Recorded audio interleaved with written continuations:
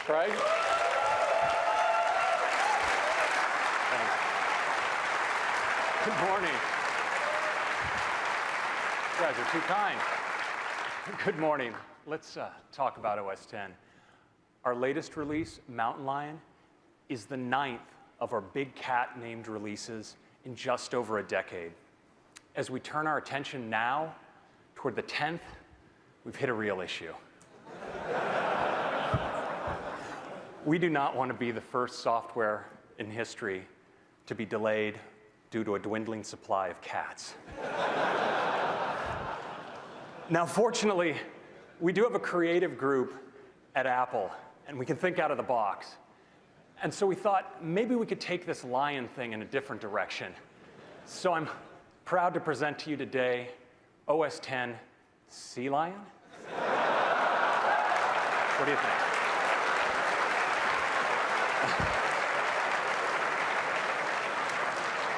Okay, maybe not. That could be a bit of a dead end. So, in fact, we're really excited about the future of the Mac, and we want a set of names that are going to carry us for at least the next 10 years. And you know, the answer was really obvious to us. It's those places that inspire us here in California, in the place where OS X is designed and built.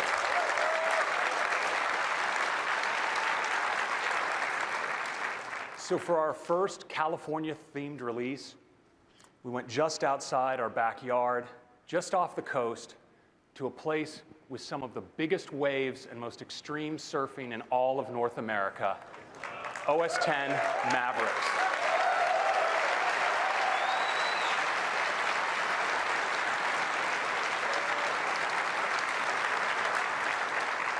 Now, Mavericks is a release with deep technology focused on extending battery life and providing responsiveness.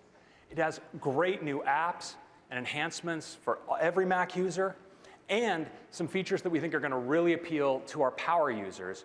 And I want to talk about just 3 of them right now, starting with Finder tabs.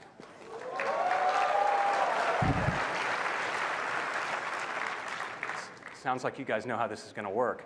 So, you, of course, can work in the Finder with multiple windows. It's a very powerful tool. But now you can draw all those windows together in tabs.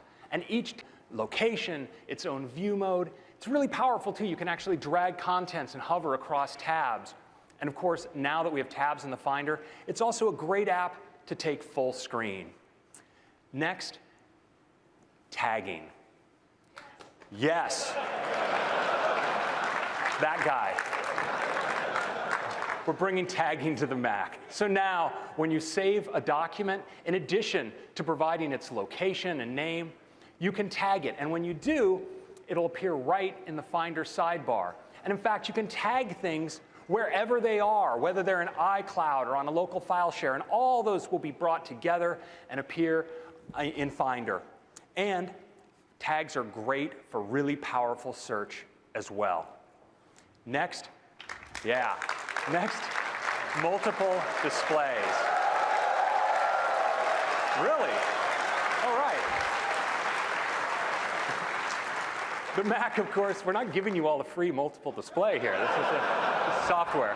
So with multiple displays in the Mac, it's always been a powerful way to spread out your work. But now, in Mavericks, you can get at your menus across multiple displays. You can summon your dock across multiple displays. And when you take a window full screen on one display, it doesn't mess with your desktop on the other display.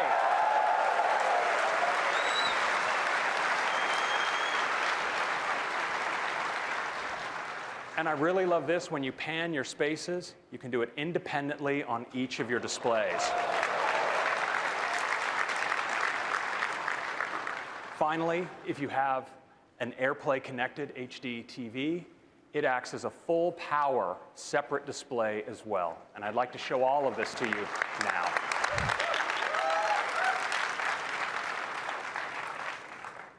All right, let's take our first look here at Mavericks, and we're going to start with the Finder. So here's Finder environment. I got a lot going on, a lot of windows, a lot of different locations. I'm going to go up here to the window menu, and let's merge all my windows. Just like that, they hop into a set of tabs. Now, of course, these tabs have different locations, different view settings for each of those locations. Creating a tab is just as you'd expect. Just click plus. I can select another location, like AirDrop, maybe another for this work file share I have going right here. And now that I have multiple tabs, it's a really great way to actually work and copy documents. So if I want to copy this field report, I can just hover over the AirDrop tab, drop it, just like that, really nice. And of course, I can now take Finder full screen. Next, let's take a look at tagging. This is really cool. So as I go to save a document, you notice I can give it a name, like let's say project plan. And in addition to its location, in this case I'm going to save it in iCloud, I can also give it a tag from any of the tags I've made up. So I'm going to call this document important. It looks pretty important to me. And we'll go here into the Finder, and you see in the Finder sidebar, I have an important tag, and I see all these documents. They're from different locations, different applications, all drawn together in sidebar. We have other tags I've given things for things that are draft and in review. Now, of course, with tags, I can assign multiple tags to the same document. That's part of the power of tags. So I go here, and I'm going to say this one is also in review. And you notice as I assign that tag, it now appears in that location as well. And if I want to assign a totally new tag, I want to make up a tag on the fly, I can just type it right here. This is a website project I'm working on. It says create new tag website. And just like that, I've created a new tag, and you can see it right here in the Finder. I can give that tag a color, of course. And now that I have that tag, I can also assign tags by just dragging things in to the tag area in the Finder. So different assets for my website, just drag them in, and they're tagged like that. And tags are great for searching. So if I start typing, let's say, important, I can find all documents that are important. Let's go to all my files, and we'll find all documents that are both important and that are in review. And just like that, I found exactly what I'm looking for with tags.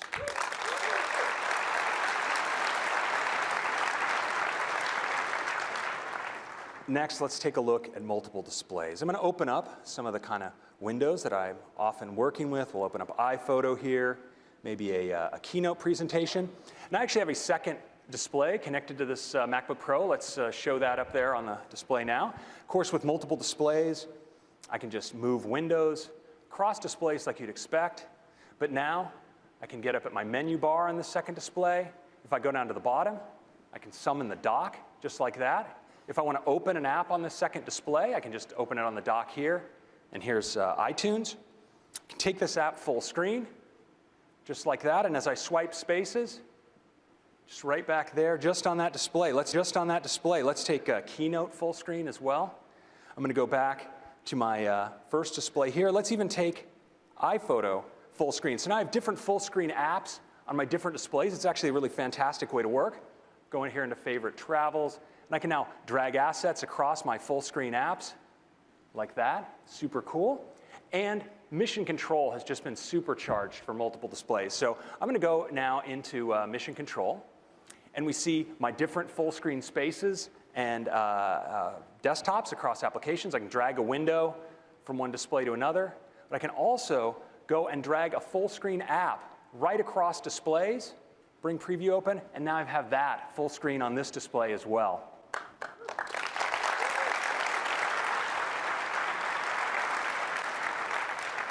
Finally, I actually have an Apple TV around here. Let's bring that into play. So here's my Apple TV. Now, this is pretty over the top. So I can actually go here into AirPlay. I'm going to connect to this Apple TV. So now it's a full power display as well. You can see I have my menu bar and my dock. I can go over here and get my dock here. And I can go into Mission Control even. And I can go get a window across that other display. We'll just drag Keynote over here, right on to my Apple TV, and open it up. There it is, full displays in Mavericks.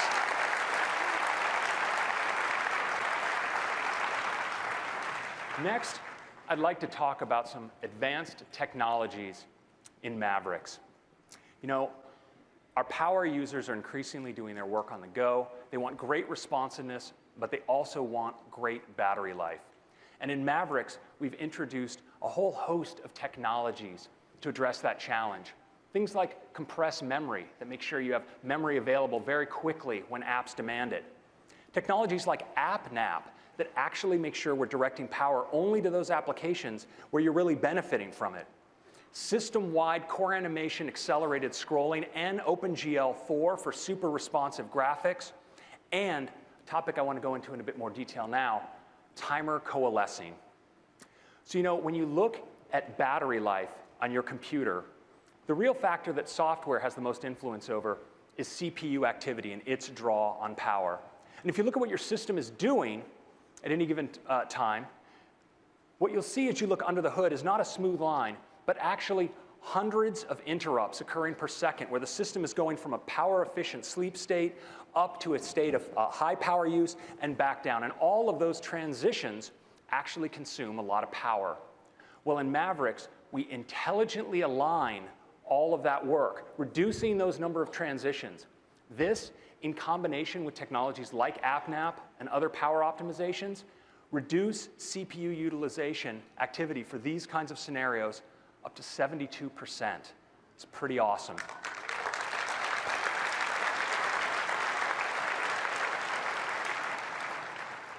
Next, let's talk about compressed memory.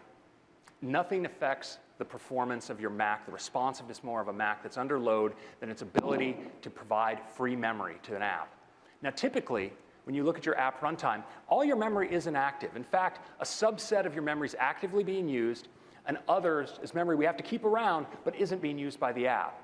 Well, now, if you open a document, your system is going to need to get free memory, and it does that in the past by writing those inactive bits of memory out to disk, and that's a slow process. Now, with compressed memory, we're able to rapidly compress the inactive memory, making free space available almost instantaneously to the application. This can have great effects on responsiveness of systems under load. You see 1.4x kinds of improvements even on fast SSD systems for activities like opening new documents or reactivating an application, and up to 1.5x improvement for waking a system from standby. These are just two of many improvements to power and performance in Mavericks. Next, let's talk about Safari. In the last decade of life, Safari has focused not just on providing the easiest to use and most elegant browsing experience, but also the most innovative. These are the kinds of innovations that Safari has brought: private browsing, blocking of third-party cookies for privacy, making the web easier to read with features like Reading List, and the HTML5 audio and video tag, all Safari firsts. And the engine in Safari, WebKit, is used by over 1.5 billion devices. Well, in Mountain Lion, we're making Safari even better. We have a great, clean new homepage with top sites from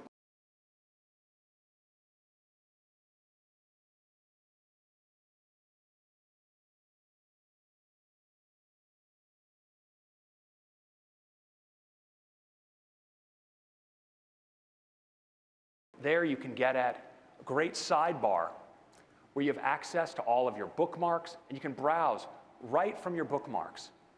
And in that sidebar, we also have Reading List, where now you can continuously scroll through your articles, moving from article to article without ever having to click.